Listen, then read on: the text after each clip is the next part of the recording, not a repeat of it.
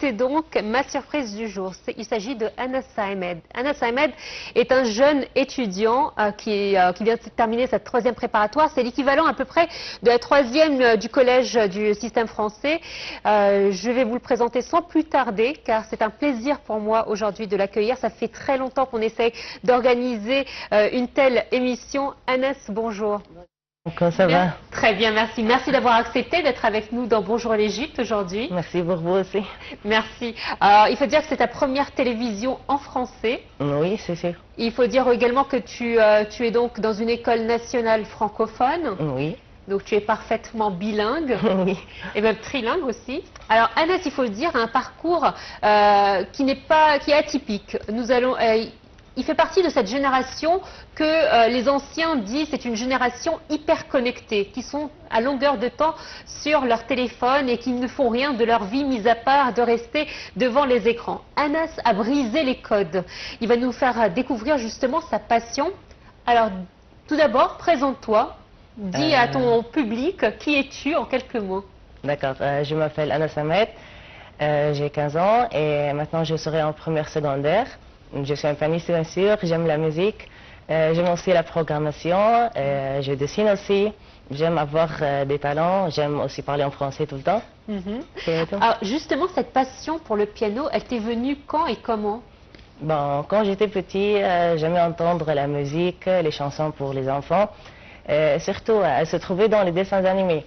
Et avec le temps, j'ai commencé à essayer quelques touches sur mon clavier. Tu avais déjà un clavier? Un ancien clavier, oui, c'est sûr. D'accord. Et avec le temps, j'ai commencé à apprendre des pièces musicales réelles et complètes, de la musique classique, de la musique orientale. Et je progresse avec le temps. Alors, tu dis que tu avais un clavier à la maison. Oui. Je pense que pas tous les enfants ont un clavier à la maison. Est-ce que vous, il y avait quelqu'un à la maison qui aimait faire du piano ou c'est vraiment tes parents qui t'ont poussé à aimer cette passion? Bon, c'est mes parents qui m'ont encouragé à essayer de jouer sur le clavier, mais mon père était un guitariste, il aimait jouer de la musique lui aussi. D'accord, donc c'est une famille d'artistes. Oui, c'est sûr. Et en plus, tu as un frère également plus jeune que toi. Un jeune frère. D'accord, qui lui aussi a cette même passion, n'est-ce pas? Oui, oui, c'est sûr. D'accord. Il est en 2e préparatoire maintenant. Très bien. Alors, quel est ton style préféré? C'est-à-dire qu'il y a des gens qui préfèrent composer ou interpréter des musiques d'un style particulier. Toi, c'est quoi ton style? Moi, je préfère la musique orientale. D'accord. Mais c'est sûr, j'aime la musique aussi classique. Mais tout le temps, j'essaie d'apprendre dans les deux côtés. Eh bien, étant donné que tu aimes apprendre, fais-nous partager ta passion avec une première composition ou interprétation, pardon. Bon, on peut jouer la musique de Omar Khayrat, Kaditama. Très bien, on y va.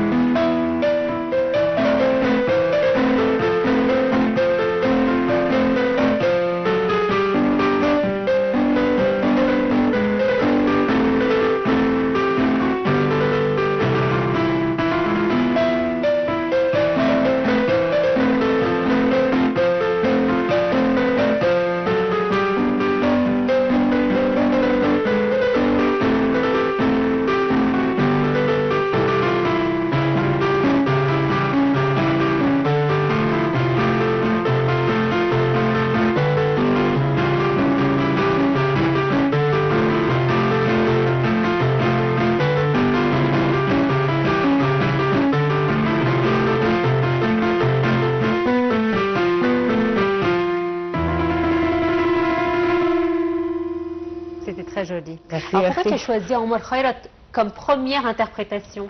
Je trouve qu'il a créé un nouveau style. Il a fait mixer le concept d'orchestre classique avec des instruments orientaux. C'est pour ça qu'il a créé un propre style et je trouve que c'est cool. Alors justement, on va faire découvrir ou redécouvrir à nos téléspectateurs qui ne connaissent pas Omar Khairat qui est Omar Khairat et après on en discutera ensuite après. Alors je propose tout de suite de voir un sujet un sujet d'hommage à Omar Khairat.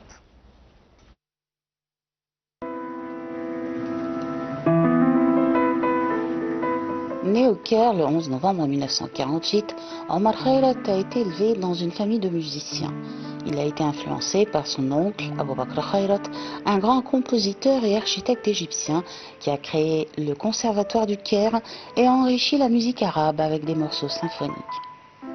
Influencé par cet héritage, Omar Khairat découvre de nouvelles dimensions musicales dans la musique égyptienne et arabe. Omar Khairat rejoint le Conservatoire du Caire en 1959 où il a étudié le piano avec le maestro italien Vincenzo Carro. Il a aussi suivi des cours de théorie musicale et de composition par correspondance avec le Trinity College en Angleterre. Omar Khairat construit son identité musicale en tant que compositeur professionnel indépendant et se distingue par un style et une vision musicale caractérisés par sa profondeur et sa richesse. Sa première œuvre dans la musique de film est Leltel Abdallah Fatma, ou La nuit de l'arrestation de Fatma en 1983. D'après les experts en musique et les critiques, la musique de Omar Khairat établit un rapprochement entre la musique arabe contemporaine et la musique occidentale, reflétant une véritable maturité. La maîtrise de Omar Khairat de la musique arabe et sa sensibilité artistique lui permettent d'attirer un large public couvrant la région arabe. Il s'est régulièrement produit à l'Opéra du Caire et dans diverses cérémonies égyptiennes et arabes au cours des 15 dernières années.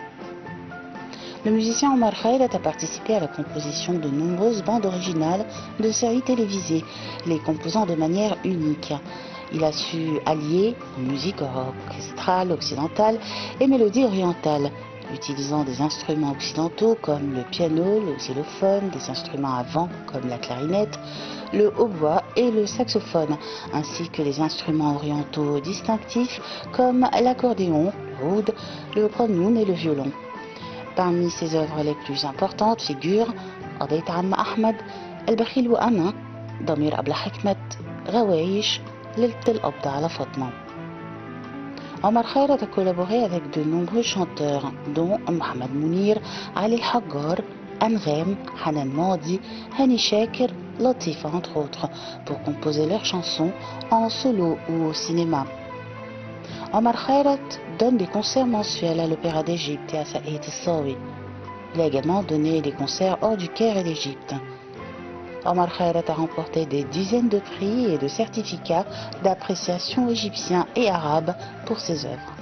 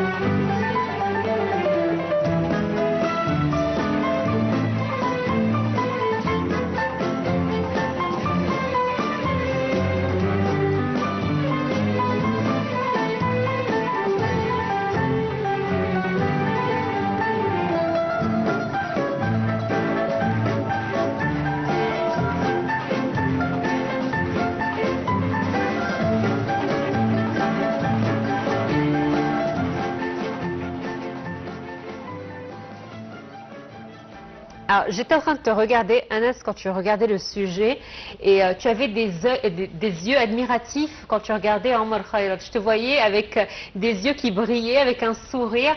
C'est un modèle pour toi? Oui, je trouve que c'est mon modèle, oui. C'est vrai? Oui. Alors, c'est vrai que peu de personnes ont la chance d'avoir un modèle qui existe toujours. C'est-à-dire qu'il y en a qui ont de l'admiration pour Beethoven, pour Chopin, pour des grands noms d'artistes. Et bien évidemment, je ne doute pas que tu les aimes. Mais c'est vrai d'avoir son modèle qui existe et de pouvoir le rencontrer. Tu l'as rencontré, ça t'a fait quoi de le rencontrer? Oui, c'est vrai, on a rencontré Omar Khairat dans les répétitions à l'opéra pour un concert. Il était heureux de nous voir et moi aussi j'étais heureux bien sûr. Il nous a donné des conseils, on a pris bien sûr des photos. C'était pour moi un bonheur. Alors quand on rencontre son modèle, quelle est la première chose qu'on lui dit? Est-ce qu'on lui dit je vous admire ou est-ce qu'on lui demande des conseils pour comment bien s'améliorer? Pour moi, j'ai demandé des conseils. Je lui dis que j'aime sa musique, sa créativité pour créer des nouvelles chansons, des musiques. Il était heureux. Est-ce que ta génération, les personnes de ton âge, écoutent du Omar Khairat? Je pense que la plupart ne savent pas qui est Omar Khairat, mais les personnes qui aiment la musique, surtout ils connaissent qui est Omar Khairat et les autres compositeurs comme lui. Est-ce qu'il est important d'être élevé dans un foyer qui aime la musique et qui met de la musique pour pouvoir développer cette ouïe artistique? Je trouve que oui, être dans un environnement qui appartient à la même chose que moi, ça m'aide à me développer. Ils me donnent des conseils parce qu'ils sont dans la même chose que moi. J'aime avoir aussi des amis qui jouent d'autres instruments. On peut faire par exemple une bande, on peut encourager ensemble. Ça m'encourage. Et tu as des amis effectivement qui jouent oui, d'autres instruments et vous avez un groupe? Je suis un membre dans une orchestre à l'opéra. On fait des concerts ensemble, on apprend des choses ensemble, on fait de la musique ensemble. Alors permets-moi de te demander cette question. Dans une génération où vous êtes hyper connectés, c'est-à-dire qu'il y a les téléphones, les jeux vidéo, les ordinateurs, les tablettes, les plateformes avec toutes les séries à la télé, comment tu trouves le temps pour étudier et en même temps exercer ta passion? Parce que ça demande de l'entraînement. Oui, bien sûr. Pour moi, je préfère suivre un emploi du temps. J'essaye de faire un équilibre entre mes études et mes loisirs. Par exemple, dans l'année scolaire, je passe la plupart du temps à étudier. Puis mes loisirs, je joue de la musique, bien sûr. J'essaye de chatter avec mes amis. Je sors. Mais dans les vacances, je passe la plupart du temps à jouer de la musique, bien sûr. Et bien justement, joue-nous de la musique, Anas. D'accord, on peut faire Ka'b el-Ghazal pour Mohamed Rojdi. Très bien.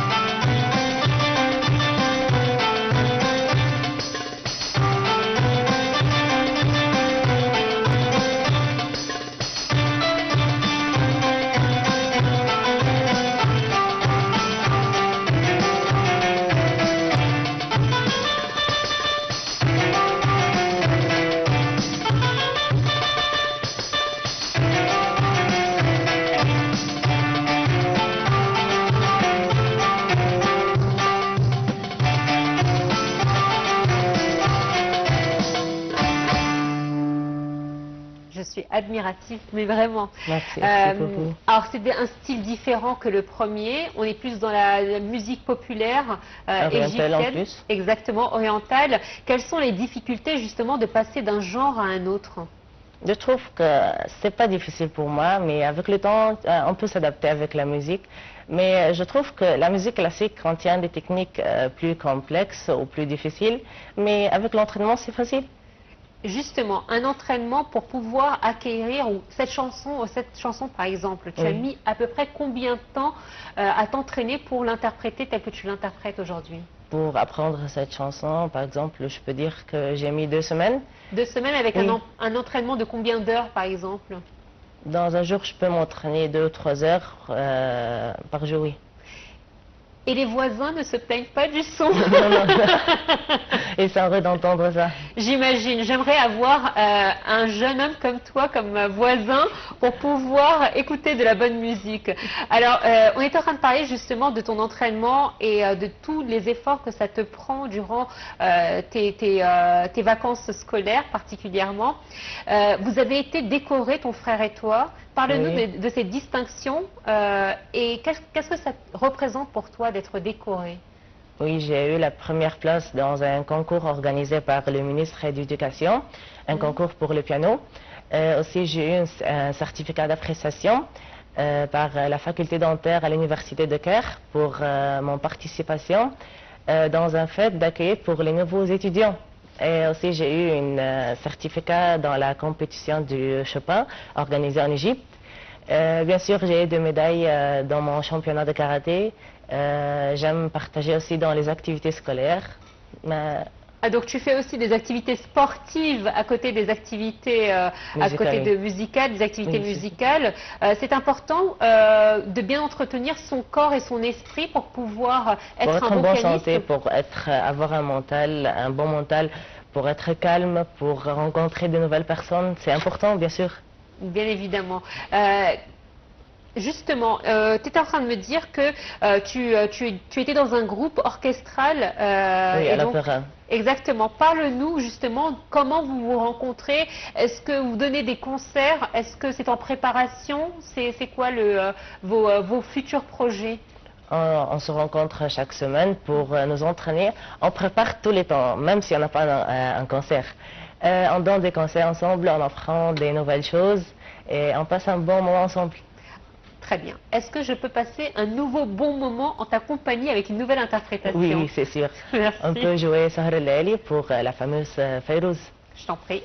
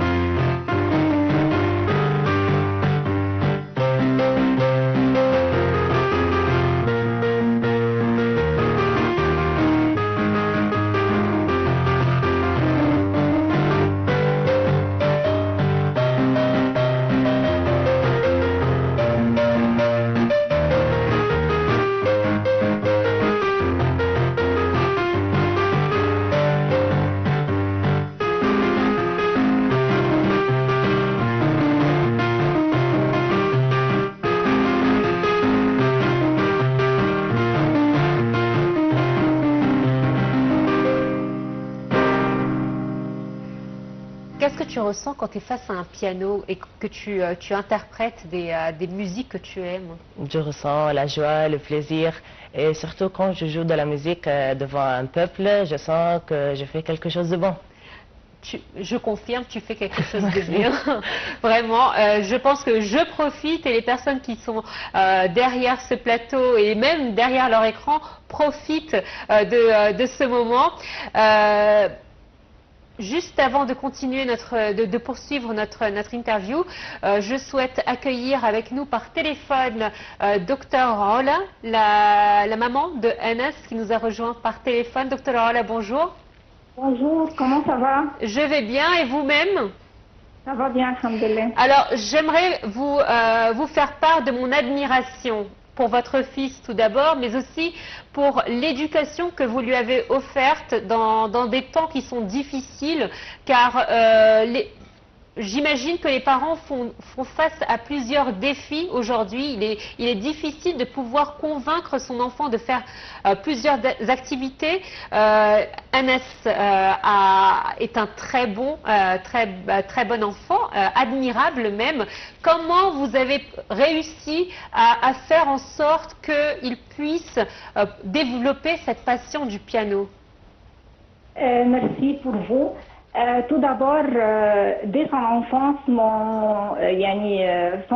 son père et moi, nous essayons de lui fournir un environnement convenable pour être bien éduqué, de découvrir ses talents et aussi de développer ses talents. Vous savez bien qu'il y a beaucoup de défis, spécialement par l'avancement de l'Internet et les réseaux sociaux qui attirent tous les enfants. J'essaie de profiter de l'Internet et de cet avancement du bien côté, de l'utiliser à développer ses talents. J'ai essayé de lui donner la chance de découvrir le monde et de découvrir aussi son talent. J'ai essayé de lui pousser vers la bonne route pour ne pas être distrait par ces réseaux. J'aimerais vous dire que vous avez fait du très bon travail. C'est admirable que vous ayez réussi à former, à élever un garçon aussi talentueux, que ce soit sur le niveau de ses études que sur le niveau de sa passion. Il faut que je rappelle aux téléspectateurs que Anas est premier de sa promotion chaque année à l'école. Donc il ne néglige pas ses devoirs. Est-ce que c'est difficile aussi pour vous de faire la balance entre ses études et sa passion? Oui, c'est très difficile. Je dois faire un équilibre entre les études et ses hobbies, ses activités sportives aussi. On essaye d'arranger le temps. Son père et moi, nous faisons tout notre effort pour être bien élevés. Vous savez bien que pendant l'année scolaire, on essaye de lui fournir un environnement très calme pour faire ses études et aussi pour continuer dans toutes ses activités, son frère et lui. J'essaie de lui aider à faire ses études et aussi je lui donne de l'énergie positive pour continuer, parce que vous savez, ici, les parents doivent faire beaucoup d'efforts pour permettre à leurs enfants de continuer dans leurs études et aussi équilibrement ou parallèlement dans leurs activités. C'est un grand effort pour les parents. Eh bien, je tiens à vous féliciter pour avoir bien élevé Anas et Ahmed. Ahmed, que j'espère nous aurons la chance de l'avoir sur le plateau très prochainement. Docteur Ola, je rappelle que vous êtes dentiste, la maman de Anas. Merci à vous d'avoir été des nôtres ce matin et nous avoir présenté le travail, le fruit de votre travail durant ces années. Merci à vous. Alors, justement, je voulais, avant qu'on se quitte, tu vas nous interpréter une dernière interprétation, oui. Je voulais savoir, est-ce que tu aimes composer aussi à côté de l'interprétation ou pas encore? Je crois que oui, mais ça prend du temps et il est un peu difficile. On doit avoir une connaissance des notes, on doit aussi apprendre les bases de la composition. Mais avec le temps, ça marche. On espère. Et quels sont tes rêves pour l'avenir? Est-ce que tu veux poursuivre cette passion? Oui, je rêve d'être un musicien comme le pianiste Amr Khairat. Si je peux être un médecin par exemple ou être un programmeur, Mais je peux faire les deux côtés ensemble, il n'y a pas de problème. Et j'aurais eu le plaisir et l'honneur d'être avec toi à tes débuts pour lancer une très belle carrière, j'espère. Merci beaucoup. Anas d'avoir été des nôtres. Je t'en prie, interprète-nous ton dernier morceau. Je vais faire maintenant une pièce musicale qui s'appelle Amour interdit. Très bien.